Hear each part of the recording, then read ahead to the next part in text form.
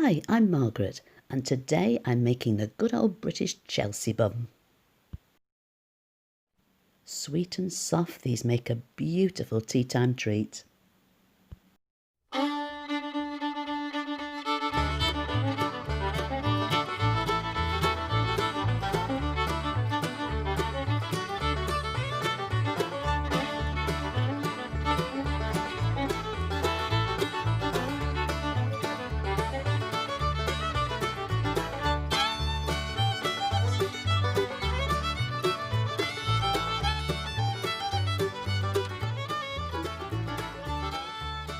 I didn't have any instant yeast this week, so I've used the regular dried yeast.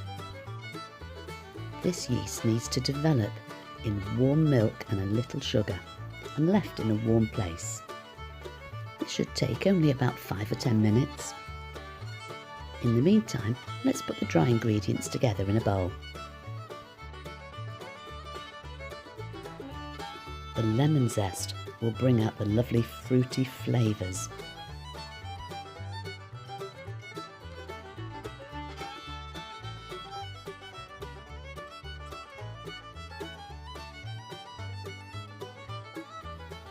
Give them a little bit of a mix, and then it's time to add the wet ingredients. When we're making anything with yeast, it's good to keep things a little bit warm. I've melted the butter, so I'm popping it into the milk just to take the chill off. In goes the egg, then we'll take a little look at the yeast. Here it is. It's got a bit of a froth on top. That means that the yeast is developed now and ready to be used. A bit of a whisk, and let's pop it in. Now, once this mixture is combined, you can knead it by hand on a breadboard. By hand it should take about 10 minutes until it becomes stretchy. I like to use my mixer with a dough attachment, and this should take about 5 minutes.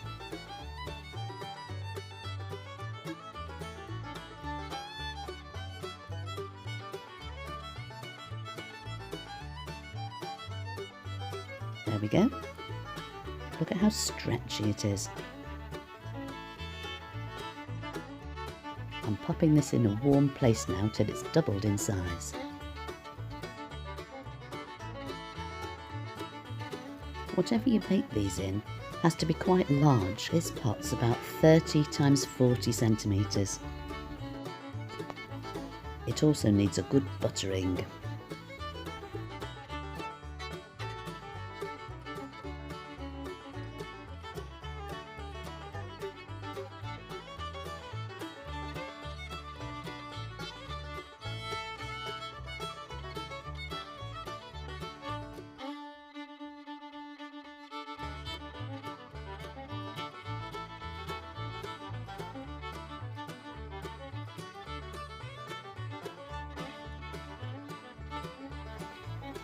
Let's get the filling ready while the dough's proving.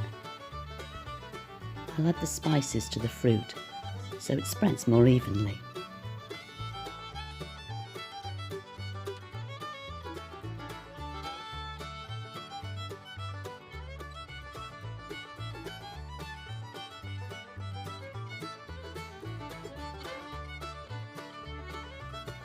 Now the dough's risen, so it's time to flour the board. Look at that. Amazing how it comes up. Oh, by the way, it's good to put a bit of oil onto the cling film, then it doesn't stick onto the dough as it rises. Onto the board with it now, and let's knock it back to get rid of some of those air bubbles.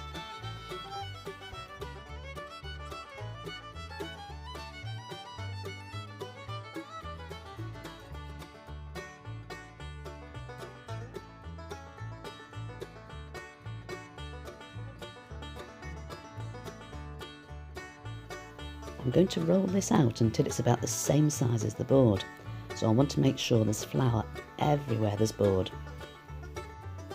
It's quite springy, so it'll take some encouragement. Roll it into the corners as much as possible.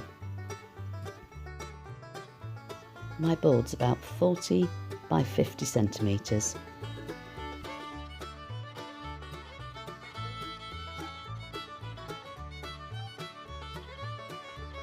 The butter needs to be really soft. It's not easy spreading butter onto dough, so the softer it is, the easier it will be.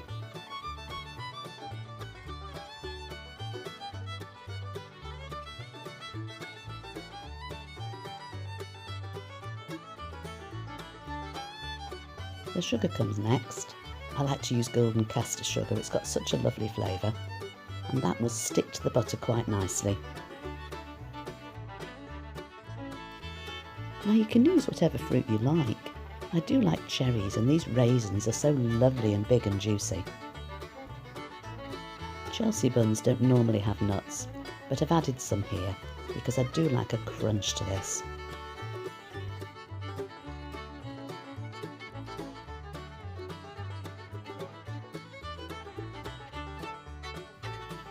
Before I roll it up, I want to make sure the edges are a bit straighter than they are. It does help. It rolls far more easily.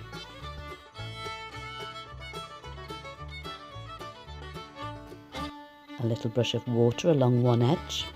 That will help seal it later. And here comes the tricky part. I find it easier just to fold the first bit over, and then it rolls better. Lift it as you go, then you won't push all the fruit to the other end. Then finally, squash the other end firmly onto the roll so it sticks. I tend to cut the ends off because that's really just dough.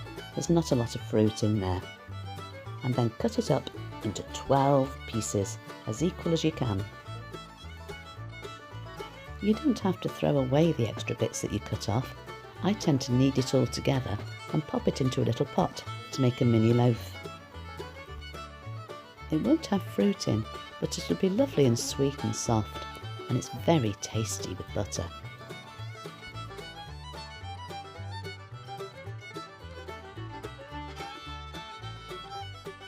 Something that's quite handy to do if your knife gets a bit sticky is to put some flour on it, and that helps the cut to be far more smooth as you go through the dough.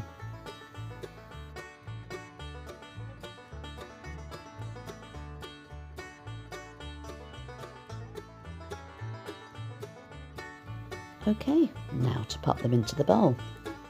They need to be cut side up, and you can adjust them a little bit, make them a bit more round as you put them in.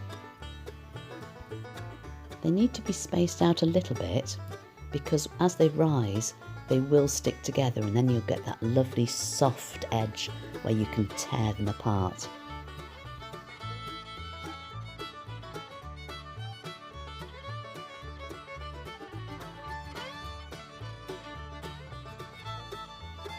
Any bits of fruit that fall out, just pop them back in where you see a gap. There we go. These just need now to be covered in cling film and left to prove a little. Pop them back into a warm place again and let them rise a little bit more. About half an hour this time. And while they're doing that, let's make the simple glaze.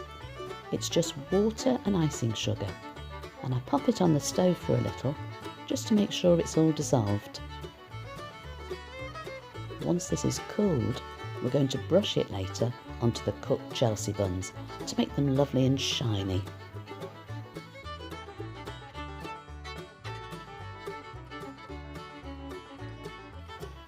Well, the Chelsea buns have risen a little more. You can see they're touching each other now. And they're ready to go into the oven.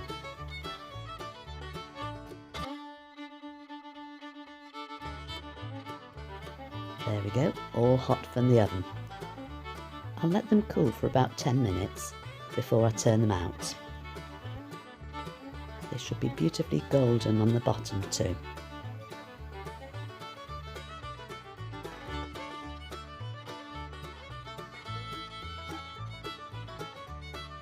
Time to glaze them.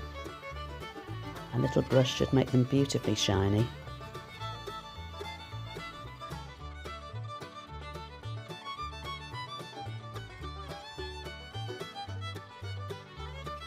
And you know me by now, if I can put chocolate on anything I will. I do find a nice little drizzle of chocolate on these, makes all the difference. It's not traditional, but hey ho.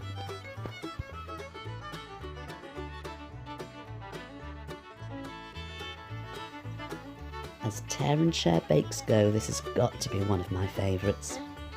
They're soft, sweet and deliciously gooey.